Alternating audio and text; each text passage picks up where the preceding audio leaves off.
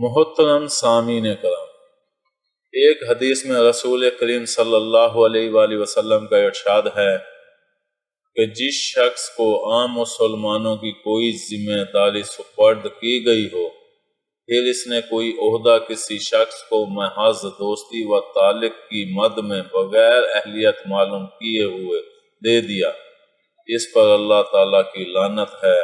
نہ اس کا فرض مقبول ہے نہ نفل، یہاں تک کہ وہ جہنم میں داخل ہو جائے۔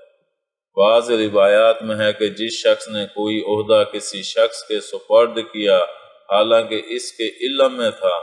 کہ دوسرا آدمی اس عہدے کے لیے اس سے زیادہ قابل اور اہل ہے، تو اس نے اللہ کی خیانت کی اور رسول اللہ صلی اللہ علیہ وسلم کی اور سب مسلمانوں کی۔ آج جہاں نظام حکومت کی ابتلی نظر آتی ہے، وہ سب اس قرآنی تعلیم کو نظر انداز کر دینے کا نتیجہ ہے کہ تعلقات اور سفارشوں اور رشتوں سے عہدے تقسیم کیے جاتے ہیں، جس کا نتیجہ یہ ہوتا ہے کہ نااہل اور ناقابل لوگ عہدوں پر قابض ہو کر خلق خدا کو پریشان کرتے ہیں اور سارا نظام حکومت برباد ہو جاتا ہے۔